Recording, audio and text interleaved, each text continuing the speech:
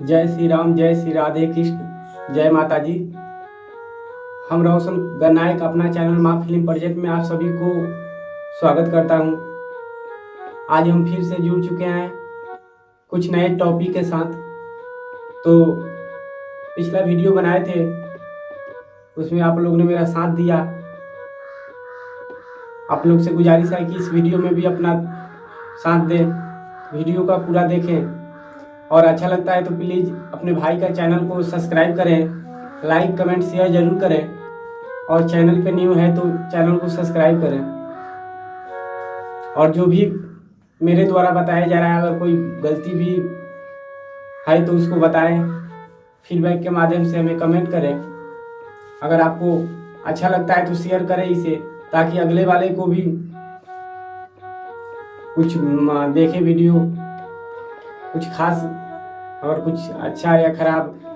किसी का अच्छाई या खराबी अपने आप तो कुछ दिन में दिखता है, लेकिन दूसरे वाले अगर देखें तो बहुत जल्द दिखने लगता है। तो हम तो अपना प्रयास करते ही हैं, कुछ गलत बोलते हैं तो अपने सुधारते हैं, लेकिन आपको अगर कुछ लगता है तो प्लीज़ हमें बताएंगे। और आज का हमारा टॉपिक है कि ये संसार जो है, सारे लोग सुख के लिए काम करते हैं। आप लोग भी जानते हैं कि सारे लोग हैं जो केवल सुख ही चाहता है कि हमको सुख ही मिले। सारी दुनिया सुख के पीछे भाग रही है, दुख के पीछे नहीं भाग रही है। वो नहीं चाहती है, कोई भी नहीं चाहता है कि हमें दुख मिले, हमें कभी भी दुख हो। सब लोग यही कहता है कि हाँ हमको जितना सुख मिले, जितना सुख का काम हो, जितना आराम का काम हो, वो सब मिले। लेकिन आपको हम बता दें कि ये संसार है सो दुखियालय है। विदुर जी ने पूछा कि आखिर लोगों को दुख क्यों मिलता है, भगवान श्री कृष्ण से पूछा। तो भगवान श्री कृष्ण ने जवाब दिया कि ये संसार जो है वो दुखियालय है। जो संसार है वो दुखियालय है, दुख का सागर है। इसमें सुख मिलता है, ऐसा नहीं है कि खाली केवल दुख ही दुख है। लेकिन आप बताइए कि हम पुस्तकालय में जाएं तो उधर कोई सब्जी उब्जी तो नहीं मिलेगा, कोई दूसरा सामान तो नहीं मिलेगा। पुस्तकालय है तो पुस्तक ही रखा होगा, पुस्तक ही मिलेगा। अगर हम औषधिशालय में जाएं, दवा के खाने में जाएं, दवा दुकान में जाएं तो दवा ही लेकर आएंगे। इसी तरह हम भोजनालय में जाएं तो खाना ही मिलेगा हमको, भोजनालय में जाए तो खाना ही मिलेगा। और ये दुखियालय है तो इधर दुख ही मिलेगा, दुख सुख साथ में ही, दोनों साथ ही भाई है, कभी दुख तो कभी सुख। आप हमें किसी एक का उदाहरण बताएं जिसे जो इस संसार में आया हो, इस दुनिया में आया हो, जन्म लिया हो, मृत्यु भी हो गई हो, या वो है, या वो व्यक्ति अभी जिंदा है और जन्म लिया तब से आज जब तक जिंदा है, अभी वो काम कर रहा है, तब तक केवल सुख ही भोगा हो, उसे कभी दुख मिला नहीं हो, उसे कभी दुख झेलना नहीं पड़ा हो, कभी वो दुख का सामना ही नहीं किया हो, केवल सुख ही भोगा हो। ऐसे कोई एक भी व्यक्ति नहीं है। यहाँ तक कि आपको बता दें कि यहाँ तक कि भगवान श्री राम, श्री कृष्ण, अर्जुन, वो लोग भी मनुष्य जन्म लिए थे, मनुष्य योनि में इधर आकर अपने पृथ्वी पे, तो उनको भी दुख भोगना पड़ा था। वो तो ये सब दुख से परे हैं, ऐसे नहीं है कि वो तो सब जानते ही हैं। जो सर्वज्ञ है वो तो दुख असुख क्या उनके, तब भी वो भी दुख झेले थे, उनको भी दुख मिला था। भगवान श्री राम को 14 वर्ष का वनवास मिला था, 14 वर्ष का वनवास मिला था। वो भी बहुत बड़ा दुख था, ऐसा नहीं 14 वर्ष। हम लोग को 1 साल का कोई मिल जाए कि जाकर जंगल में रहने के लिए, उस समय वो मानव ही योनि में थे। ऐसा नहीं है कि दूसरे अपना अस्त्र शस्त्र का प्रयोग कर कर नहीं अपने जीवन बिताए थे, वो भी साधारण जीवन बिताए थे। जंगल से लकड़ी लाकर अपना फल से जो कुछ हो सके वैसा जीवन बिताए थे। ऐसे नहीं कर रहे हैं, हम देखने गए थे, लेकिन जो सब लोग मानते हैं वो भी हम भी मानते हैं। तो उनको भी दुख भोगना पड़ा था। तो हम लोग क्या हैं? हम लोग तो साधारण मानव हैं। भगवान जब श्री राम को दुख भोगना पड़ा था, जो परमपिता परमेश्वर है उनको दुख भोगना पड़ा था, तो हम लोग क्या हैं? आज अगर हम इस संसार में आए हैं, आज हम अगर इस संसार में हम आए हैं तो दुख भोगना ही है, दुख सुख भोगना ही है। आज हम जवान है तो कल हमें बुढ़ापा झेलना ही है। ऐसा नहीं है कि हम जवाने रह जाएंगे। ऐसा कभी हुआ है कि कोई जन्म लिया तो जवान, चाहे बच्चा है तो बच्चे ही रह गया? इसी तरह आपका जीवन चक्र है। अगर आज आप जवान है तो कल बूढ़ा होना ही है, बुढ़ापा झेलना ही है। ऐसा नहीं है कि हम जवान हैं तो जवाने रह जाएंगे। ये तो जीवन का चक्र है। आज दुखी तो कल सुखी।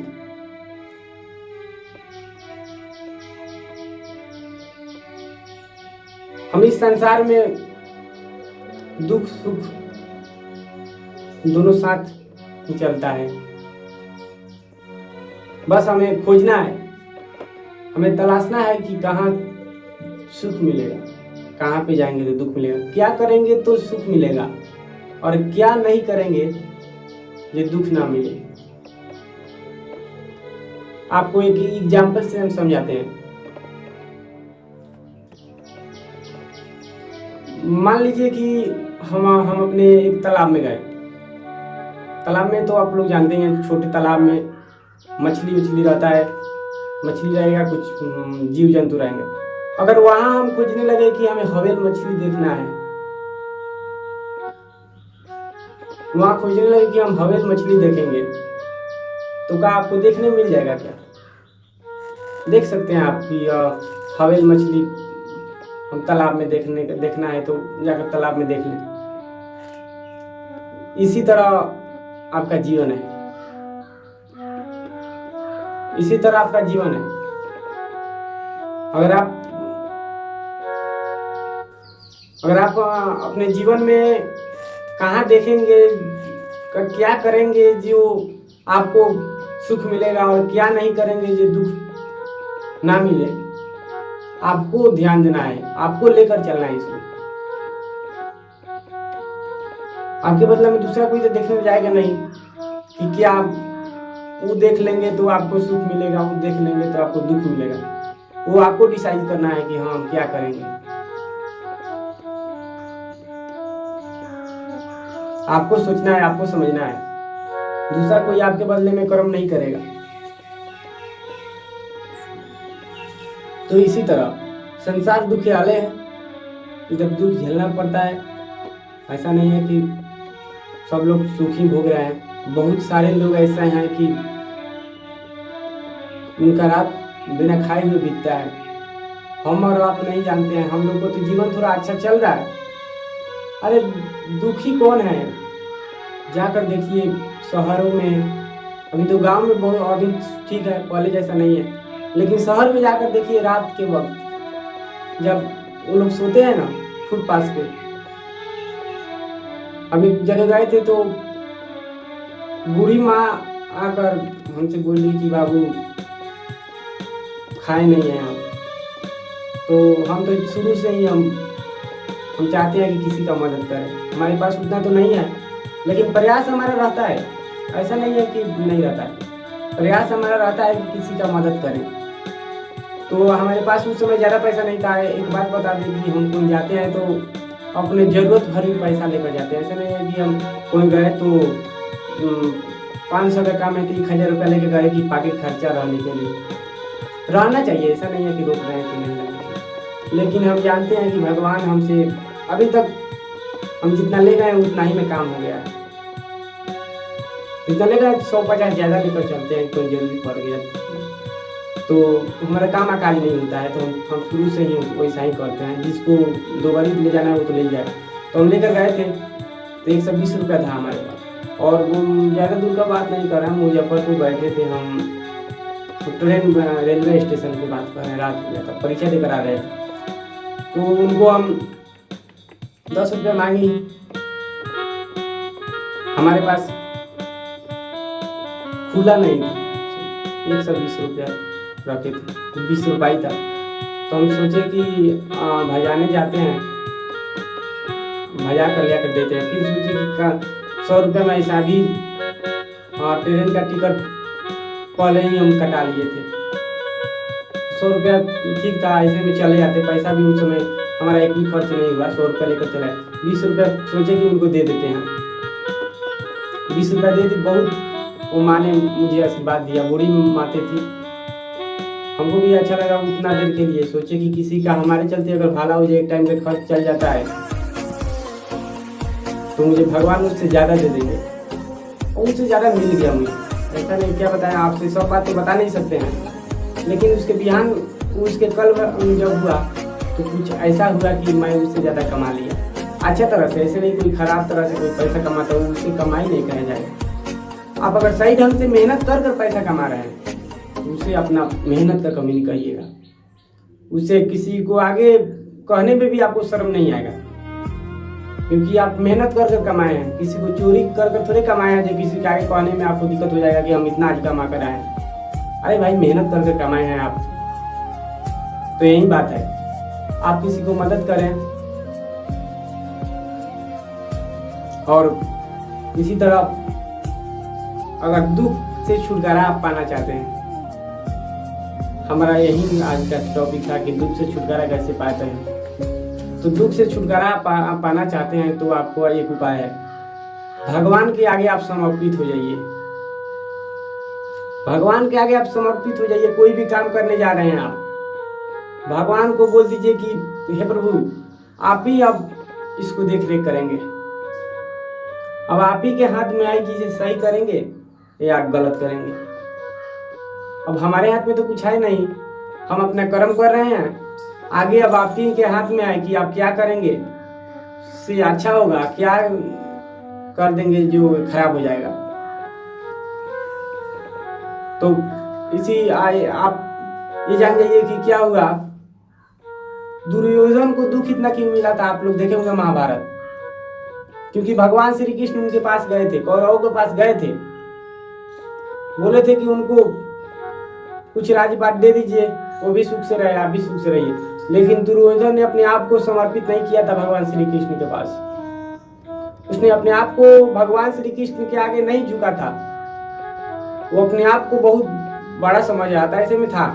लेकिन भगवान भगवान होते हैं। तो वहीं देखिए अर्जुन को, अर्जुन के पास बहुत कम सेना थी, बहुत कम, 7 अक्षावनी थी वो अर्जुन के पास, और दुर्योधन के पास 11 अक्षावनी सेना थी। तभी देखिए 7 4 11, 4 गो छावनी सेना उनके पास ज्यादा थी, और उन कौरवों के पास एक से एक बड़े विद्वान, बड़े, खुद अर्जुन पांडवों के गुरु उनके साथ थे। आप ही समझिएगा कि गुरु गुरु होते हैं, सभी गुरुजन उनके पास थे, एक से एक विद्वान, एक से एक महारथी थे उनके पास। लेकिन क्या हुआ, किनकी हार हुई थी उस समय, कौरवों की हार हुई कि नहीं, हार होने ही थी, क्योंकि दुर्योधन ने अपने आप को समर्पित नहीं किया था। और वहीं अपने आप को समर्पित किए थे अर्जुन, भगवान श्री कृष्ण को अपने महारथी बनाकर अपने रथ का डोरी भगवान श्री कृष्ण को थमाए थे कि हे प्रभु, अब आप ही के हाथ में है, अब आप ही इसे घुमाएंगे, कैसे घुमाएंगे कि हमारा जीत होगा, क्या करेंगे कि हमारा इसमें जीत होगा। पूरे भाइयों ने मिलकर उनके आगे समर्पित किया था, सभी लोगों ने मिलकर उनके आगे समर्पित किया था, तो उनकी जीत हुई।